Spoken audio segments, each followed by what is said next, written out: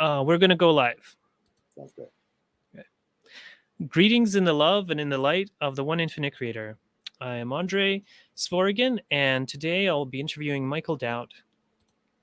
Could you give us a brief introduction and your credentials?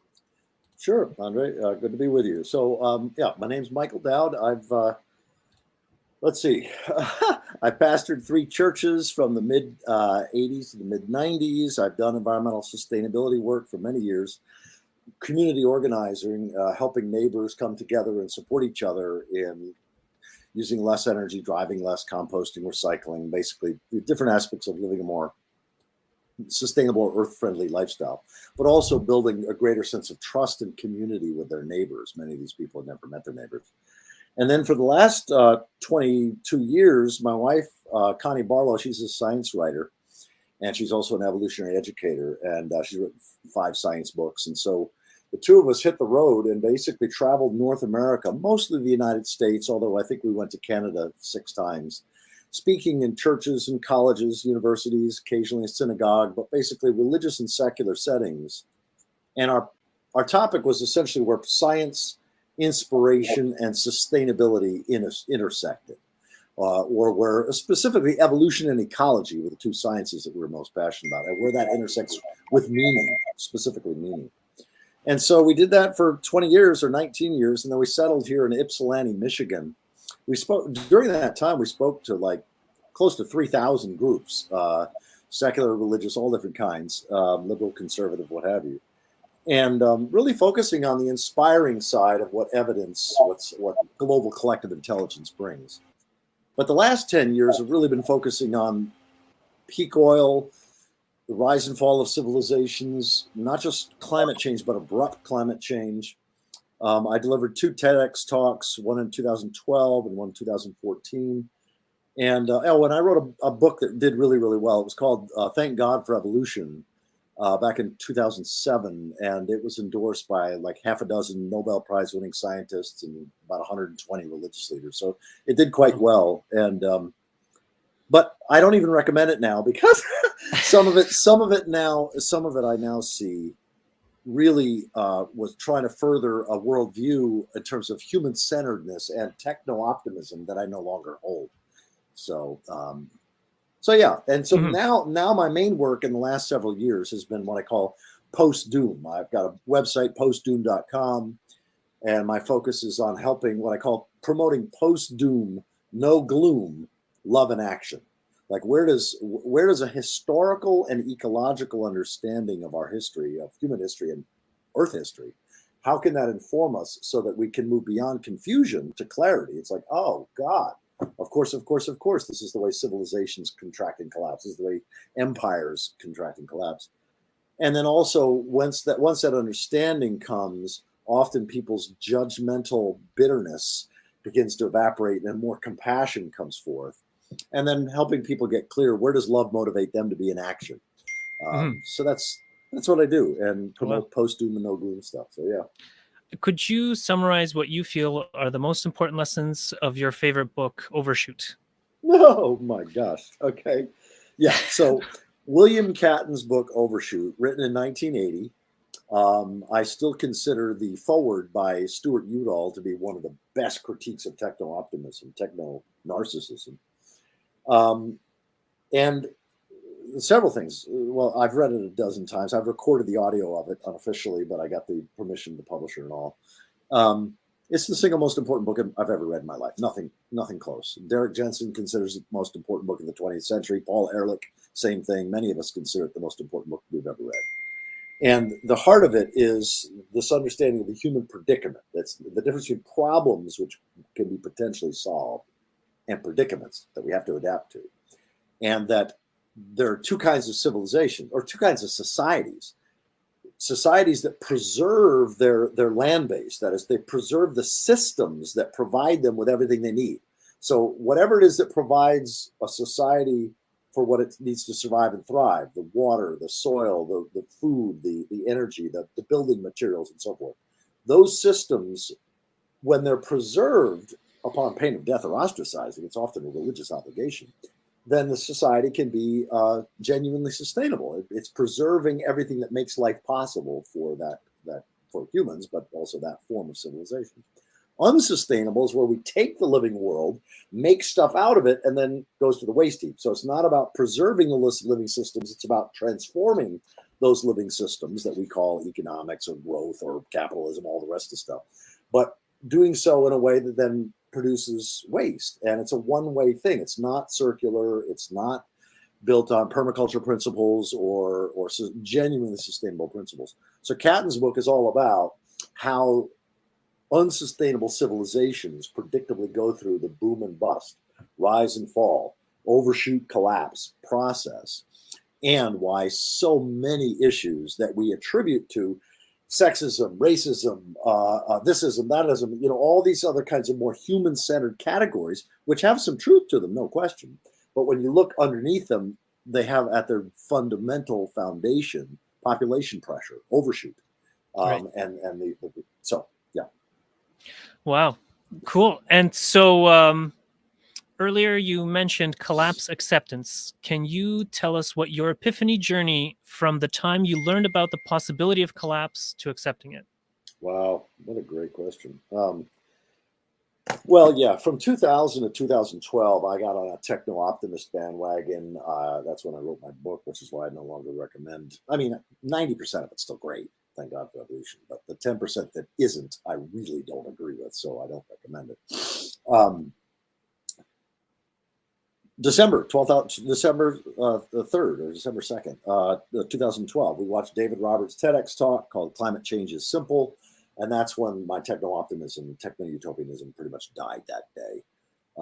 And I started studying 20, 30, 40 hours a week, the rise and fall of civilizations, collapse, overshoot, not just a climate change, but abrupt climate change, like, 10,000 years of climate change in half a human lifetime. And then in the last 3 years or so, I've studied tipping points. And what are the tipping points that, in many cases, the media and the IPCC and even mainstream authors speak of these tipping points as if we're at risk of crossing them. The fact of the matter is, in many cases, we've crossed them 10 or 20 years ago. So they're actually already past. So it gives us the delusion that things are possible that are actually not possible. And so my epiphany, as it were, was the realization that we are in an unstoppable process of collapse. It's actually getting faster and faster, that most humans will deny that. There's never a point in previous collapse civilization where everybody sort of wakes up and gets it and has this big epiphany. And no collapsing civilization of the many dozens that we know of has ever been able to become sustainable on the way down. So sort of that old 12-step sort of serenity thing, life, God, reality, let me accept the things I can't change, have the serenity, the courage to change the things I can, and the wisdom to know the difference. So the key to having true joy, even in the midst of Teotihuacan, the end of the world as we know it. And whether our species goes extinct in the next few decades or not, it doesn't matter really, in the sense that we are at the end of the world, certainly as we've known it in the 19th and 20th centuries and early 21st centuries. And so how do we be with that? How do we support each other in being in that space of Teotihuacan, of unstoppable biospheric and civilization collapse, from a place of passionate love of life, joy, compassion, generosity, kindness, consideration, and all the sort of the fundamentals of true sustainability and true generous spirituality as well. So that's what I've been devoted to now and remain devoted to the rest of my life. Mm-hmm. And what do you find are some of the most common stumbling blocks people have along the way to collapse acceptance? Well, I want to thank you for using collapse acceptance twice now, because that's really the key. Collapse awareness can be hell. And for many years, for about 6 or 7 years, my primary focus was getting people aware, like educating them. And then I realized I was traumatizing many people, because collapse awareness can be hell. Only collapse acceptance and ultimately trust. And that's where the big picture, the historical, and that's what William Catton's book Overshoot does brilliantly. It provides the historical and ecological understanding of our predicament so that people can go, oh God, of course, I understand. So that collapse acceptance is fundamental. And I think hope, actually, paradoxically, hope is probably the biggest obstacle, because hope and fear always go together. They're like two sides of a coin. You don't have one without the other. And many people mistakenly believe that you got to have hope, And no, actually, it turns out that trust is far more empowering, infinitely more empowering than either hope or hopium or, sort of. In fact, I sometimes think about it this way: optimism and pessimism, and hopefulness and hopelessness. All four of them are grounded in uncertainty that we actually have certainty around. I mean, when you throw a ball into the air, you're not hopeful or hopeless. You're not optimistic or pessimistic of whether it's going to come down. It's basically a law of nature. I mean, it's going to come down. The Earth spins, the solar system. I mean, there's certain patterns within the living world, and we actually know for a fact that most people stay in denial. These are what I call four fundamental truths that that sort of evaporate: hopefulness and hopelessness, and optimism and pessimism. And one is that most people are going to stay in denial, and you can resist that and resent that or accept it. But if you accept it, your life's going to be a lot better. The other is that our primary issue isn't climate change. That climate change is a symptom of ecological overshoot. And so when you understand that, as Richard Heinberg regularly says, that our main problem isn't climate change, it's overshoot. Global warming is a symptom of overshoot. When you get that, you realize, the natural, logical, inevitable consequences of overshoot is a die-off. It's a collapsing that actually picks up speed. So when you accept that, it's almost like accepting a terminal diagnosis. It's not that every human being will go extinct. That's possible, but that may not be the case.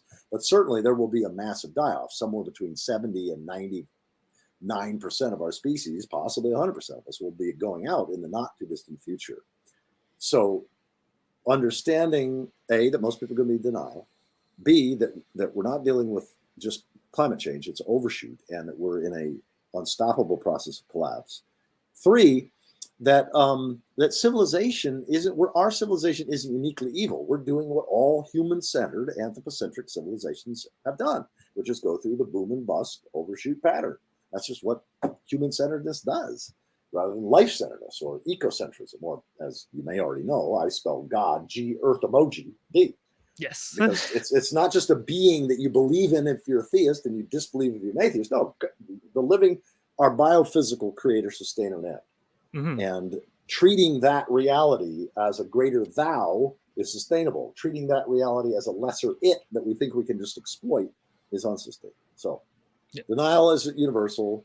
We're in the process of collapse. It's unstoppable. We're not uniquely evil. This is what civilizations do.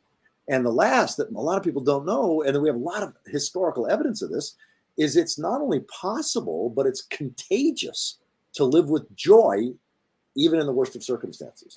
And that's what I try to focus on, is helping people see that once they accept reality and accept what's genuinely inevitable and what's already unstoppable, what's already in process, then they can get clear. It takes a little time. It doesn't happen overnight. But then they can get clear. And that's where the heroes, when we look historically, that's what heroes, sheroes, saints, sages, this is where the true community greats come forth, because it's all about selfless service. It's all about being a blessing to others. You're no longer worried about your own mortality because you've accepted it. You no longer worry about your community's mortality because you've accepted it.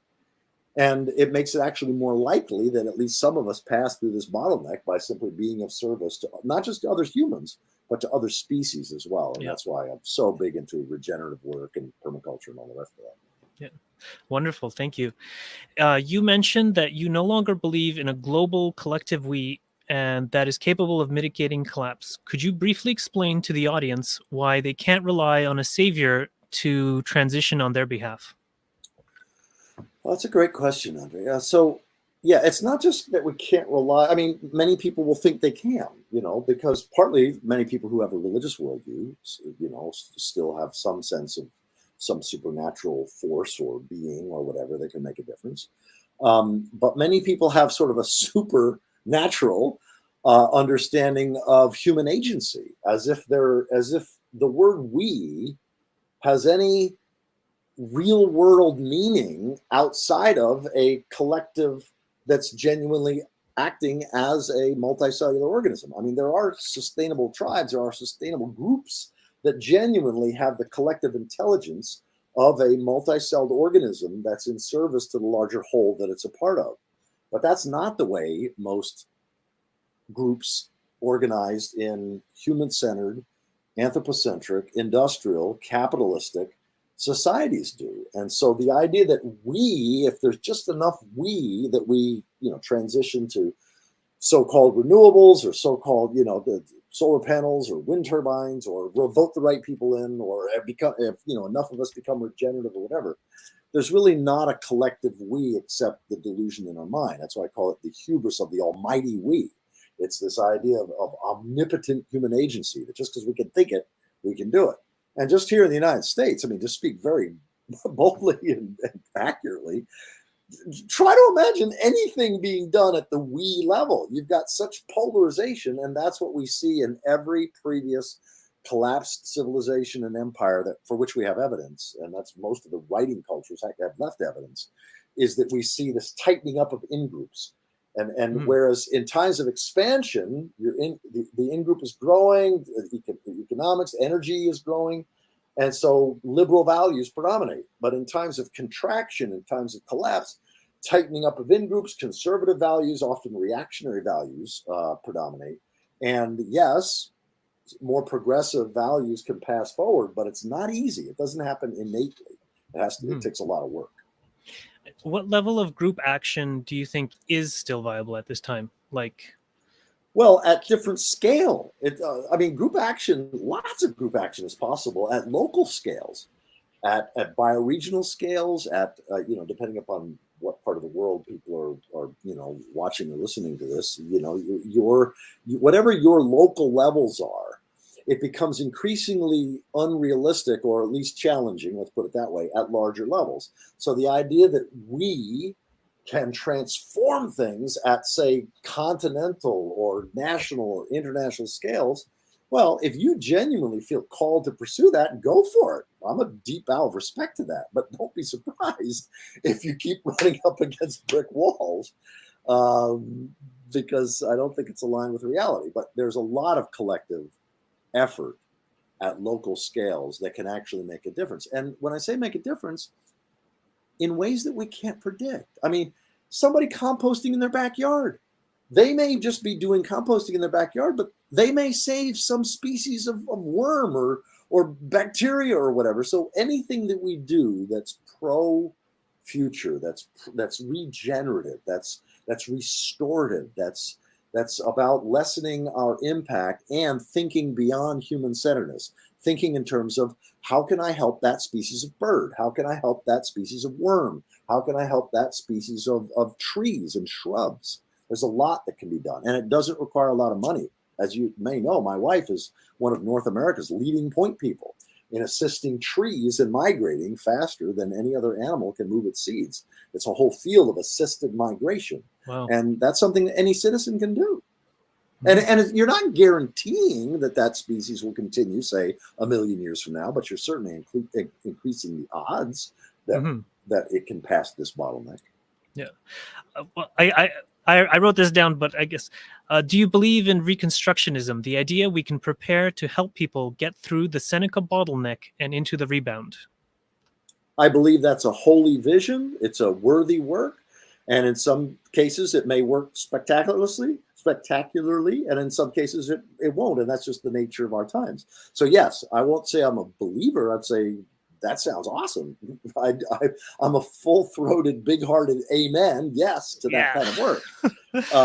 And again, without attachment, because that's the kind of thing that anything that we do individually or collectively to increase the odds of any kind of healthy society, healthy individuals, healthy groups, healthy ecosystems into the future, even, let's just say worst case scenario, which is that within the next 30 years, 36 nuclear meltdowns happen and it ionizes the atmosphere and most surface life goes extinct.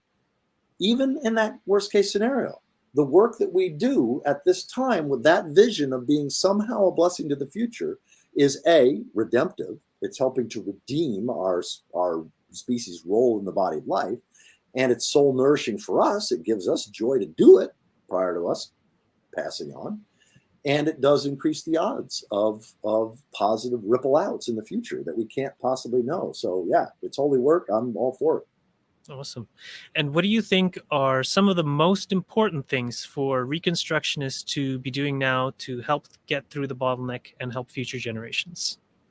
Well, it's a good question, because the word Reconstructionism is a new one to me. It was just in the email that you sent, a few days ago, that I was like, oh, wow, okay, what's this? So I don't know. It would be sort of arrogant for me to presume to say a whole lot, except that from the little I do know about it, find something that you love, find some species you love, some ecosystem, some process, have some vision of the future where you are helping a group of people or other species or other creatures or whatever, or you're trying to perhaps lessen the damage, to lessen the evil, to stop the forces that are destroying the living world for profit. So anything that's either on the protecting side or the planting seeds into the future side, metaphorically and figuratively, but and literally, but I think any of all of that, it's there's an old exercise I used to invite people to do when I did workshops, in these 3,000 presentations I've done in the last 20 years. I did a lot of evening programs, and I would often conclude where I would invite somebody to take a piece of paper, draw a line down the middle, and have 2 columns. And on one side, list all the things that light you up, that give you joy, that give you energy, that give you a sense of fulfillment and happiness, things that you're good at, things other people tell you that you're good at, etc. List all that stuff.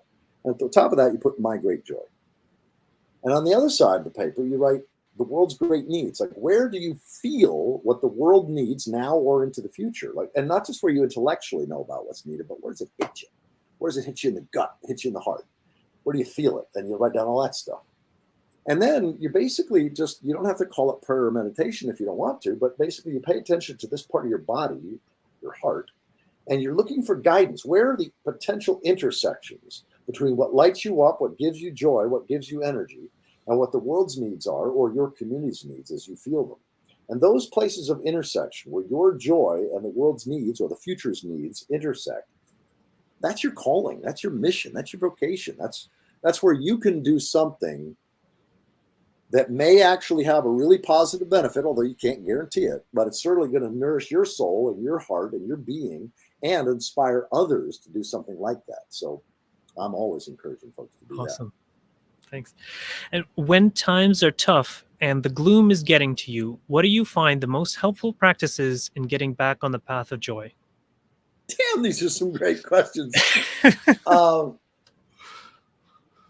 There's several that come to mind immediately. And God, I'm really grateful for these questions. So the first one is to nurture your relationship to primary reality, to God.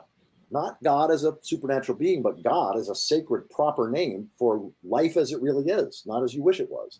Like the universe, Gaia, whatever you want to call it, but it includes God, G, Earth emoji, D, includes our biophysical creator, sustainer, and end, which is the biosphere and the cosmos. So do anything you can do to nurture that relationship. I mean, one of the things I do is I walk outside every morning. It's a little ritual that I do. And I walk into Depot Town where the train comes through. And there's also the Huron River right there. And as I'm walking and looking at the trees and occasionally squirrels and others, I remind myself, I'm a cell in the body of God, walking within inside the body of God. And every breath is a communion with this living, larger being of which I'm a part. And I have no supernatural beliefs about that. It's just this sacred experience of communion, of union with life. And that's what nurtures me. That's what allows me to trust my own mortality. I have no fear of death. I have no fear of extinction. Obviously, as long as I can be of service, I've got a 2.5-year-old granddaughter who lives 2 blocks from me. So as long as I can be of service to her and my daughter, you bet your ass I'm going to be. But I have no fear for them or for me or whatever. So that first thing is like practice the mindset of right relationship with reality, with life, with Gaia, if you will, if you don't like God, G, Earth, emoji, D. So that's the first thing. The second is to find somebody who's got it worse than you. And it could be another species. It doesn't have to be just humans, but find somebody that your efforts can be a blessing, can be a contribution, can be nourishment, can be, if somebody's suffering, just often listening to them and being really present. So any way that you can be present to the suffering of another, or in some way be a lessening of that, or a blessing, or a contribution. And then I guess the last thing that comes immediately in my mind is do the work that throughout all of human history, we have, countless generations of evidence adds value to a person's life, which is attending to the relationships that matter most, which usually means the people you're sleeping with, living with, or have the most history with. And often by nurturing them, it's simply a matter of taking their perspective. Like if you're on the outs with somebody that you used to be close to, it's not difficult to get back in good relationship. All it requires is you to get into their shoes and voice whatever they're likely to be feeling stronger than they would. And so for somebody to say, something, I've been thinking about my life and my relationships, and I realized, we haven't been as close as we used to be. And I'm sure it was because I was an asshole there 8 years ago, and I've never apologized for that. Boom! You want to shift that relationship, man? It just shifted. Yeah. Yeah. So having the humility to take the perspective of others and express gratitude, express regrets, and often just express care. And so that nurturing relationships, expressing gratitude, regrets, and care, nurturing relationships, as well as nurturing your own relationship with life, God, the universe, and finding ways to be a blessing to others. Those would be the three things that come up to most to mind. Thanks. And I got a few questions here from the peak oil community. Sure. What new kinds of religion post-peak do you think will happen? I think that one of the things that I've been doing, I'm an eco-theologian, so this is my bread and butter. This is what I do, and studying the history of religions, not just civilizational religions, but also indigenous lifeways. The fundamental role of religion is to help people live in ecological integrity, social coherence, and personal wholeness. Those three things. And so I think that should some portion of humanity survive this bottleneck, which I sure hope, whatever religious or lifeways or spiritual orientation is there, it will be nurturing ecological integrity, social coherence, and personal wholeness, and will probably have a more this world experiential relationship to the divine. See, one of the things a lot of people don't realize is that writing, the very fact when writing comes into being and literate cultures take over, all of a sudden we see this transcendent, otherworldly notion of the divine that didn't exist in oral cultures, that doesn't exist in oral cultures. And so I think that with more illiterate people, we will see more of an intimate, personal relationship with life as it really is. And, so at any rate, at least that's what I hope. Okay, cool. And another question they had is how to explain post-doom to children. I think the easiest way, I've on my website, I've got 3 definitions of doom and 3 definitions of post-doom on the post-doom website. And so I won't bother repeating those here, but on 2 different pages, on the discussion page and just the home page, there's 3 definitions of doom and 3 definitions of post-doom. But I would say for a young person, post-doom is just getting, in fact, what I do sometimes, I've got a t-shirt that somebody bought me, has a picture of the earth, and it has Teotihuacan, right? The end of the world as we know it. And so sometimes people will look at that and say, what's that, Teotihuacan? And I say, oh, it's in indigenous terms. It means that things are spiraling down, probably going to get worse, but just find ways to be a contribution to others. You'll be fine. Awesome. So post-doom is accepting that we're in a declining process. We're not in an expanding, getting better process. We're now in an inevitable declining process, but that doesn't have to be a bad thing. If you look for opportunities to be a contribution to others and to be a blessing to others, it can be deeply, deeply fulfilling. It's one of the reasons why people sometimes say that the time that they were in this famine or in war or whatever was one of the most meaningful times, if not the most meaningful time in their life. So that's what post-doom means, accepting the doom part, but then living with joy and generosity and compassion, fully accepting that things are probably going to get worse. Right. And they were also wondering if you know about Simon Michaud's work about the inviolability of renewables. Yes, very much so. And yeah, what gets called renewable is really rebuildable. One of the most important videos I've done in the last 4 or 5 years, in my opinion, is called "The Main Drivers of Collapse, Ecocide, and Likely NTHE." And a lot of people aren't aware that technology that doesn't become food for other creatures at its end, virtually always throughout all of human history, has created more problems than it's solved. It just does it over time. And so the main drivers, the main things that are causes and drivers of collapse and ecocide, and quite possibly near-term human extinction, or at least functional extinction, where most of us go out, are, in order, civilization itself, human-centered civilization itself, science and technology. See, we think of that as a really good thing. But as long as science is all about understanding nature and controlling, or giving us the illusion that we can control nature, it's actually causing more harm. That's why science and religion, or lifeways, are both needed. We need that dimension of society that helps us understand reality, but we need, even more important, is that dimension of society that helps us live in right relationship to reality. And that's what science and technology have not been doing. And so civilization, science and technology, progress and development. When we define progress or development in human-centered ways, we are always, 100% of the time, there's no exceptions in human history, pursuing ecocide. We're always doing damage to what we depend upon: the air, water, soil, forest, and life upon which we depend. So civilization, science and technology, progress and development, and then growth economics, money-based economic systems. It turns out that every money-based economic system in the history of our species, not just capitalism, there have been others, but every money system that treats God, treats the living world as merely a larder and a toilet, a place of resources and a place for our waste, always does damage. So when you get that, you realize, oh no, science and technology and human ingenuity are not our savior. That's what's causing the problems in the first place. So yeah, the impossibility of so-called renewables. I'm glad that Simon and others are pointing out that, but it really even goes deeper than that. Mm-hmm. Mm-hmm. So that's the end of the pre-planned questions I had. Does anyone in the crowd have a question they'd like to ask? Ivor, you can unmute. You got to unmute first.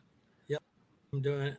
Hopefully. Hi, Michael. Hey there. I was wondering how you see. I have a lot of friends. I have a friend who's the former chief of the Penobscot Nation in Maine here. And he and I both agree that flying, we both feel that flying is one of those activities that seems like, you can make a case for a lot of other things, but flying seems to be kind of almost an ecocidal activity that that a lot of people are active in. And I was just wondering how you saw, just the idea that maybe there is something that we can do that makes it a little better.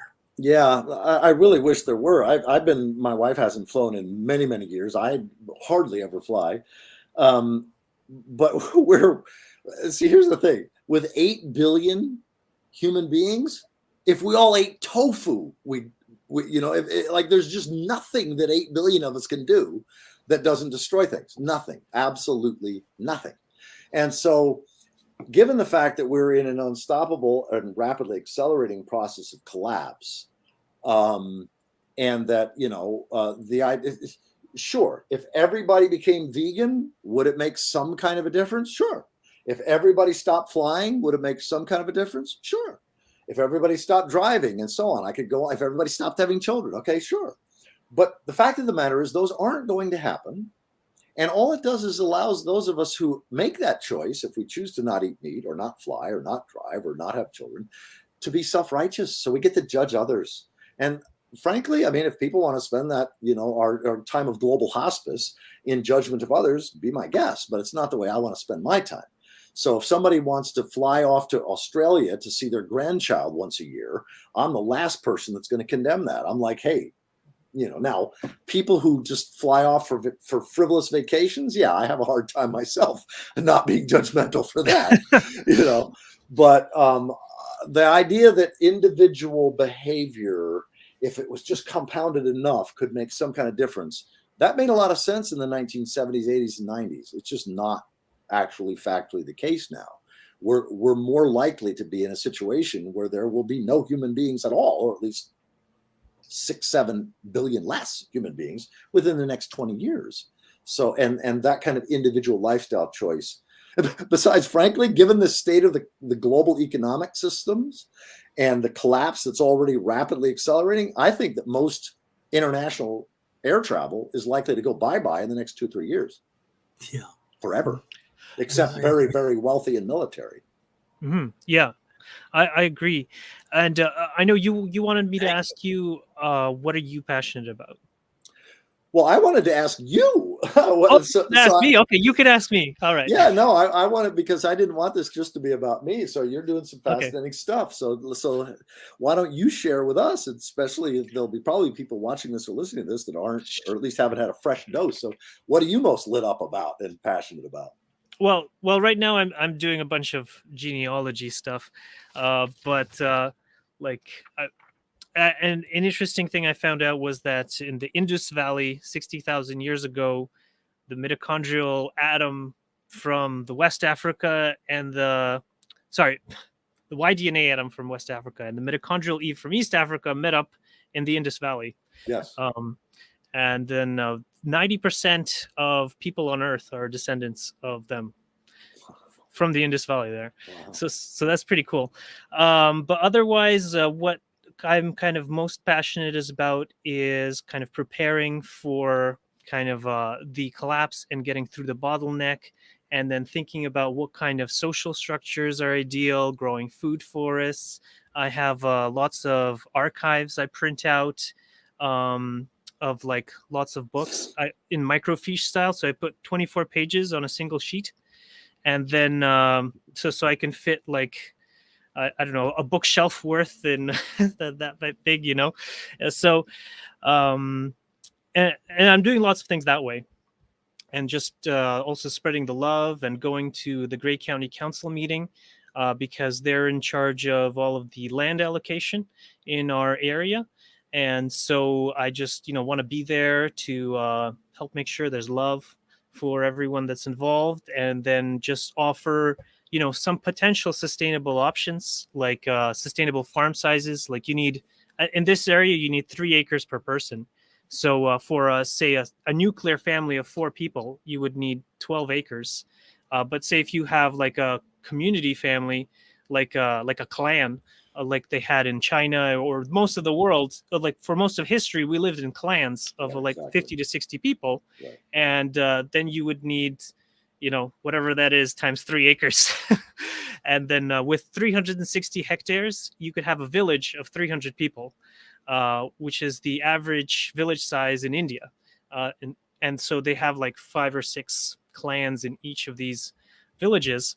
And it works very well. It's been very stable there for thousands of years, even though they've had lots of people invading in the north. But they make almost no dent at all, because that caste system and the clan endogamous marriages and everything have just it just works. And so the conquerors or whatever, they come in, and then the people are like, okay, you're the king, whatever. You want some taxes? Here you go. Then it's like, okay. And then it's just like the next guy. It was like the British were the first to like make a difference. They taught them a new language. Right. The big challenge, of course, and first of all, that would be everything you just shared. Mm-hmm. I would count as where your joy and the future's needs intersect. So I say go for it.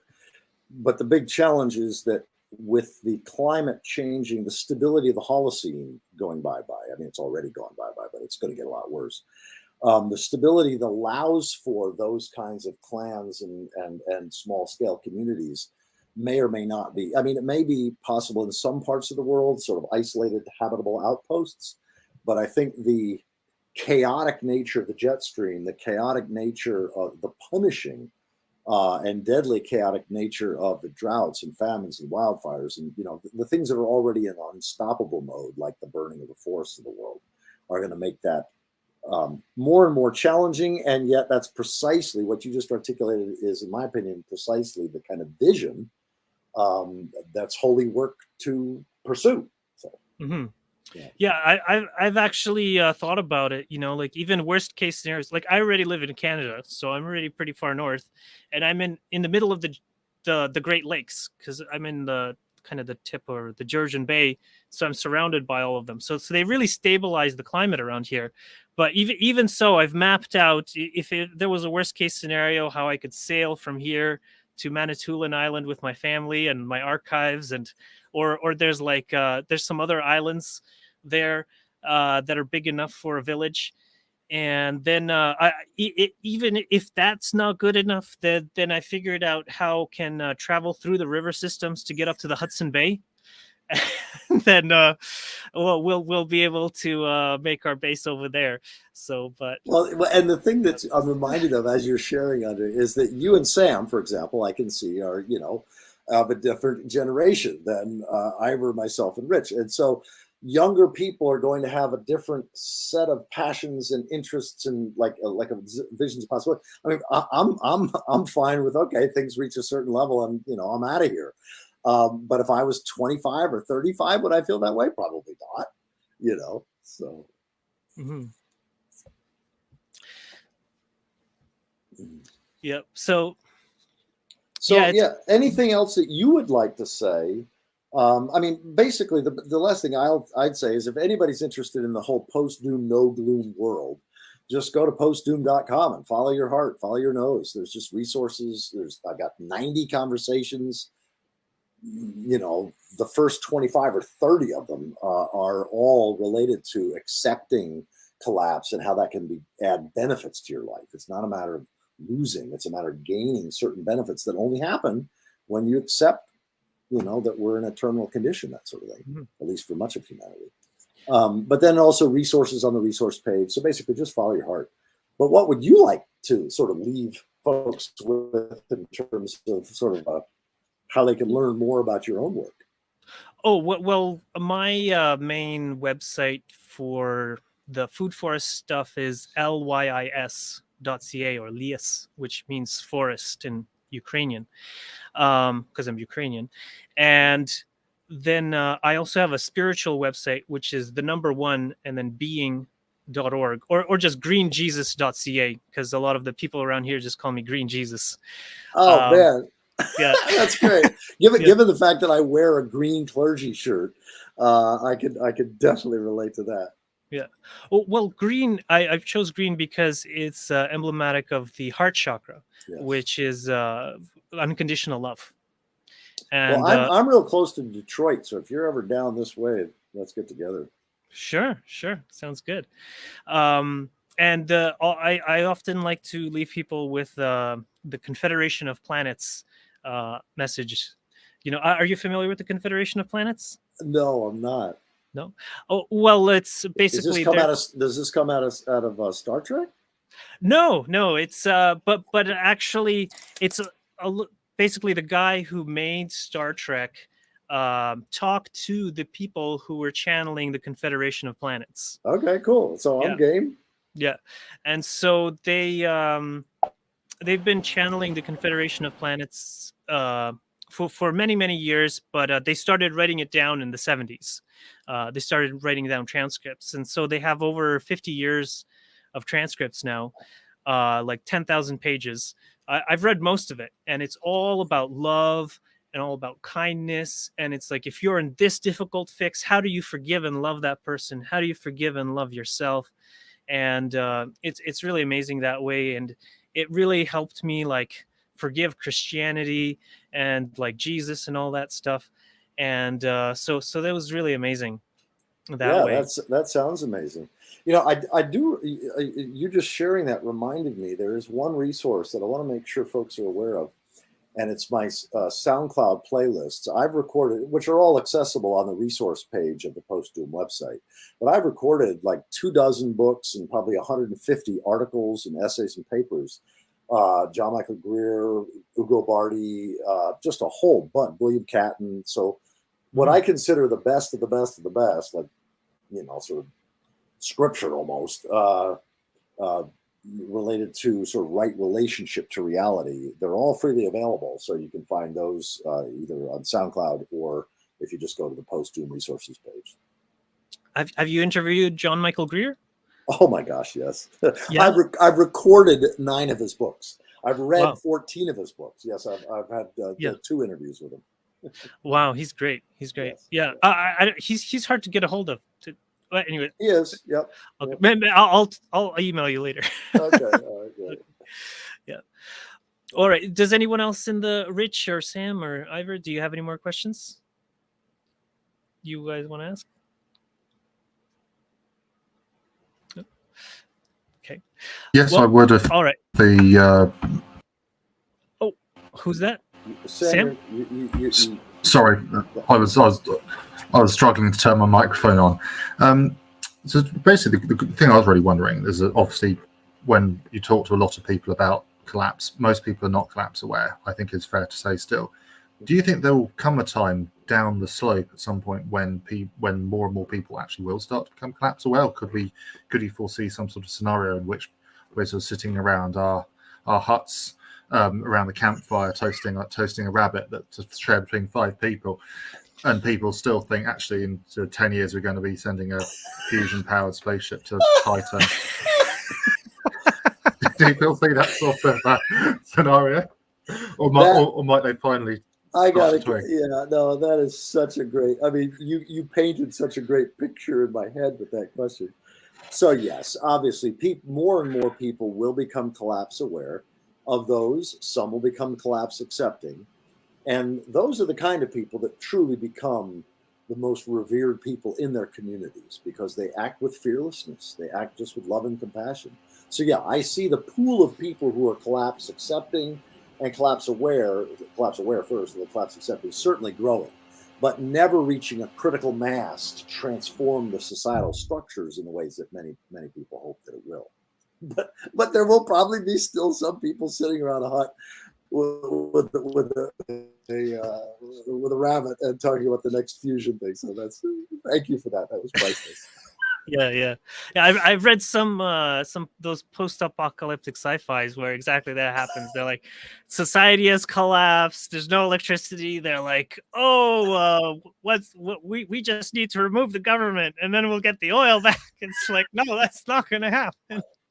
Well, and it's interesting because one of John Michael Greer's projects is that he, for several years, he sought contributions to a number of different collections of essays, envisioning the near term and farther out, in a collapsed society and stuff. So, I think personally, things are going to be so horrific in terms of the heat that most mammals larger than this that can't burrow into the ground are not likely to make it. But I hope I'm wrong. And so anything that's being done to envision a post-collapse healthy humanity and healthy other species is go for it. Awesome. All right. So I guess we'll if no one else has any more questions, we'll just. Sounds great. Well, you've been a wonderful host, Andre. You just asked some great questions, and appreciate the questions of the others. Mm-hmm. Again, thank you, Sam, for that image. Yeah, I'm going to be interviewing Simon Michaud on the 30th, on the last Monday, I think, and so someone else next week. That's great. And I have a personal favor to ask you. Okay. Whatever it is that you have behind you. I'd love a good video, a good image of that. If you could email, take a picture of that and send that to me in an email, I'd really appreciate it. That's gorgeous. Oh sure, yeah, it's a sunflower. Yeah. Because my soul was born in the sunflower galaxy. Okay. Yeah. outside my worldview, but I'm a bow of respect to it. All right. Okay. Okay. Well. So. Leave you in the love and in the light of the one infinite creator. Go forth, therefore, rejoicing in the power and the peace of the one infinite creator. Amen. Thanks, brother. Okay. Ending the stream. All right. Okay. That's good.